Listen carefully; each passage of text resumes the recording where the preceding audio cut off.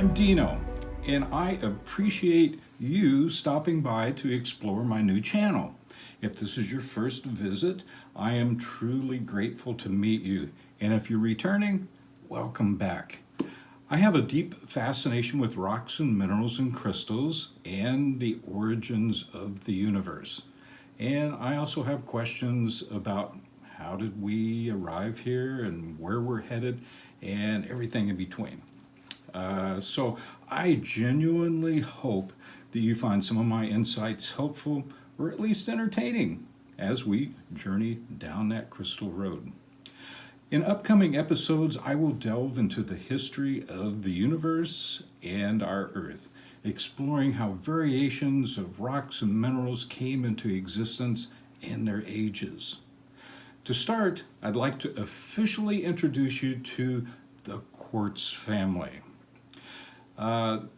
The Quartz family is indeed a whole family of crystals, and it plays a very significant role in our everyday lives. Clear quartz is the head of this quartz family, and it stands as one of the most prevalent minerals in the entire world. Quartz constitutes about 12% of the land surface and roughly 20% of the Earth's crust. And if you like to hear about percentages, granite, which is not exactly quartz, but it's got quartz in it, makes a very significant amount of the Earth's crust, which is about 70 or 80% of the total crust. Quartz is one of the Earth's major building blocks. It has numerous applications and cultural significances in our lives daily, and it's present in almost all the products that are around us. One of the most common uses is in glass, which is made from silica sand, derived from fine quartz crystals. When the right ingredients are combined, the mixture is heated to about 3,000 degrees, and then it transforms into a liquid state. And then once it cools, it solidifies into the glass that we use daily. While glass has always existed in nature, the first instances of human-created glass date back to about 4,000 years ago. The original creators were in Mesopotamia, which is a land situated between the Tigris and the Euphrates rivers. And I should have a picture that shows you of the area that they were in. They predate the Egyptians. But about 1,000 years later, the Egyptians also began to make glass. They used a similar mixture of silica sand, lime, and soda.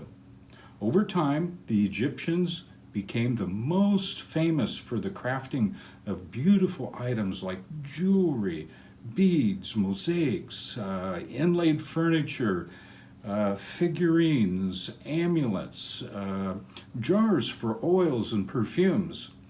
And as centuries passed, glass manufacturing improved in strength, composition, and ease of production. Today I have a list here, let me get it, things that you can find quartz in. Okay, we got bricks, cement, ceramics, cooking stovetops, halogen heating elements, fiberglass for fiberglass for home insulation and boat and car construction, glass in general, gemstone jewelry, oscillators for radials and watches, Pyrex, heat-resistant glass and glassware, conductive greases and rubber compounds, conveyor belts, high-voltage cable covers, gel sheets for scar reduction, hiking boots, implants, shoe insoles, lipstick, fluorescent light pipes, sensors, skin grafting netting, silkscreen printing pads, prosthetic devices for amputees, silicone sealants for windows and bathtubs, skin lotion, swim goggles, scuba masks, transformer oil, water repellents for concrete and masonry, windshield wipers. So essentially, nearly every aspect of our life includes something that is made from or with quartz. Also, it's worth noting that while obsidian is not quartz, it's classified as volcanic gas. If quartz is present and gets into obsidian, it is referred to as snowflake obsidian due to its appearance where it resembles trapped snowflakes within the glass of the obsidian. Now let's explore quartz more deeply. The original name of it comes from a Greek word called kristallos, and that means ice in Greek. Pliny the Elder, a Roman writer from the 1st century, believed that quartz was frozen water because he discovered it near glaciers in the Alps, but not in volcanic regions. These early Greeks also thought quartz crystals were frozen ice, calling them kristallos, which is the original name that we use for crystal today. The clear quartz stone, with its glacial-like appearance, pure transparency, and cool vibrations, evokes images of crystal clear mountains and frozen waters. Clear quartz is a silicon dioxide rich stone known for its ability to absorb, store, and regulate energy, which is essential for restoring balance. Now, when it comes to the colors of quartz, they're not all clear. Clear quartz is transparent and it's colorless, but the quartz family includes crystals in hundreds, even thousands of colors, shapes, and varieties.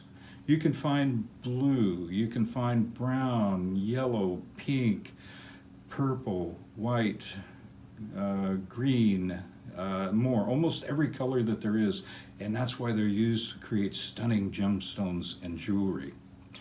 Hardness is 7. Now, what does that mean? Well, when dealing with rocks and minerals, there's a particular scale it's called the Mohs Mineral Hardness Scale. It's spelled M-O-H-S, Mohs. And it goes from 0 to 10. Now, 0 to 1 is the hardness of like candle wax or talcum powder. It's very, very soft. And 10 would be a diamond, which is the hardest known substance that we've got. And since it's number 7 on the scale, which makes it pretty high, it's really suitable for a gemstone. Main deposits of quartz crystals are found worldwide. It's no stranger anywhere on the world. And the most beautiful specimens of actual crystals are coming from Brazil, Arkansas here in the United States, Madagascar, and the Swiss Alps. The chemical composition, it's silicon dioxide. The resonant frequency, well, as we know, all matter in the universe possesses a unique frequency. With clear quartz crystals, it ranges from 32.7 kilohertz to about 200 millihertz. And the most common frequency for like a quartz clock is 32.7 kilohertz. If I get any of those numbers wrong, you can correct me. But there's a lot of numbers in the frequencies to keep track of. Each primary color of the quartz has its own name, such as purple. We would look at it as amethyst. This is a purple amethyst. Pink would be called rose quartz, which contains tiny amounts of titanium oxide for its color. White is called milky quartz, with microscopic gas or fluid bubbles giving it that milky appearance. Yellow is called citrine, and a transparent pale yellow to a brownish orange looking gemstone, and it contains traces of iron that produce its color. Brown and black, this is called smoky quartz, and it's colored by natural radiation and aluminum. And green, this is something that I never knew about, was green quartz. If I'm pronouncing it right, it's called Pappelallee, which gets its color from iron, nickel, and chlorite inclusions. Now let's discuss the metaphysical properties of quartz, the things that you can't see. So metaphysical properties refer to characteristics attributed to objects that exist beyond the physical realm. In other words, we just basically can't see or touch them. They also indicate that everything in the universe emits unseen energy and vibrations that can affect other objects. Consider what we talked about at another episode about your cell phones and your microwaves and your remote control for your TV, how those work. Since quartz crystals come in many colors, they each hold a unique range of power, frequency, and many possibilities. From mystical and ancient times when the world was steeped in magic and myths to our own modern era, quartz remains one of the largest crystal families in the mineral kingdom. As a side note, in the Bible, Exodus 28:15 through 21, it talks about 2 of the 12 stones, amethyst and crystal, which would mean clear quartz, were used in the breastplate of righteousness for the high priest of the Hebrews. This gives implication that quartz crystals were used in ancient Jewish traditions about the 13th or the 14th century BCE, which would be about 3,350 years ago. And this is also part of the earlier history of the Christian movement, which started around 30 CE, about 2,000 years ago. Known as the master healer, quartz is highly valued for its potential to amplify intentions and synchronize energy, making it an essential tool in spiritual practices. Each color of quartz offers its own distinct aura and purpose. I plan to explain the concept of aura in a future episode on chakras. The quartz family is vast and varied, featuring lesser-known variations like citrine, which brings abundance and joy, and this green one that's called Pappelallee quartz. It's associated with regeneration and renewal. Each quartz has its own vibrational essence, forming a powerful collective, and resonates with the mind, the body, and the spirit. Today, our main focus is on the clear quartz, and it's considered to be one of the purest examples and referred to as the light bringer. It's an incredible amplifying stone, meaning that whatever energy you invest in it, it will amplify tenfold. The clear quartz symbol associated with the crown chakra is a lotus flower with 1,000 petals.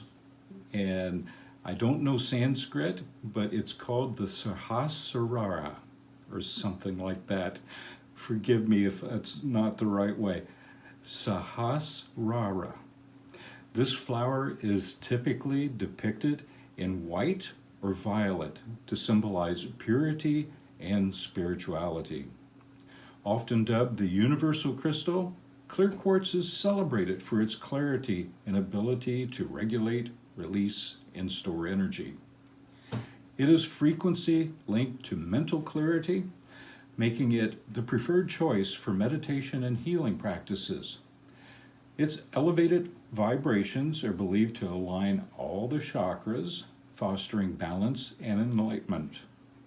Clear quartz, the master healer, brings forth powerful positive vibrations, deep soul cleansing, and enhance patience and prosperity for those who embrace its uniquely spiritual energy. Here are some physical healing properties.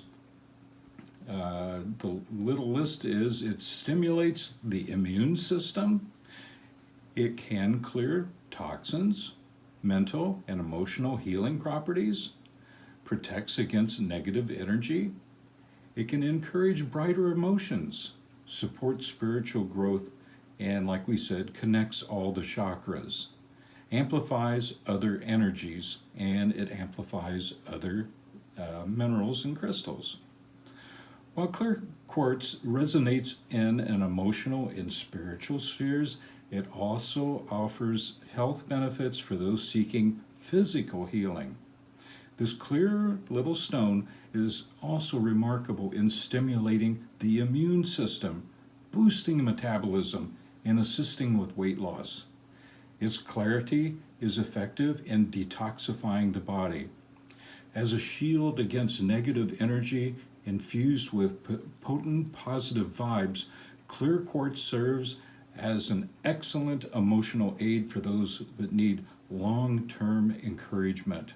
This bright, gleaming stone works on a deep level, dispelling this negative energy, replacing it with a new sense of purpose and joy. It amplifies even the smallest spark of happiness and peace into something greater if you allow it to. Clear quartz is all about spiritual growth, encouraging you to look inward. It connects with all these chakras, clearing the blockages, revitalizing your aura, and it invites the energy to just flow. One of the key roles is stimulating the crown chakra. So in conclusion, you can see that this simple, abundant, and highly sought after quartz crystal deserves its place at the very top of the must-have crystal list. It comprises many products that we rely on in our modern lives, and it holds significant value in metaphysical existence, often beyond the physical realm. Above all, it's a beautiful natural piece of our earth that's irresistibly captivating. While the size of the quartz does not determine its power, having a specimen that feels good to hold and touch is satisfying. Whether you possess a large one that fits comfortably in your hand, or one that's on a necklace, or maybe one that's on your ring, they all have that same powerful frequency. Ultimately, it comes down to personal preference regarding which one is right for you. They could all resonate with you. In another episode, I would like to discuss traveling with your little friends. I take some of my crystals wherever I go, so you can't carry 100 pounds or kilos of them with you, but it is possible to maintain a little connection wherever you are. So that wraps it up for today's discussion. If you have any questions or comments, please leave them below. I'd love to hear from you. And I appreciate your support by subscribing. It helps me out tremendously. I aim to release at least one video a week, as I've mentioned before, and if you have any extra questions, I'd be happy to take and make an extra video just for you. So, until the next time, we'll see you going down that crystal road. With me, I hope. Namaste.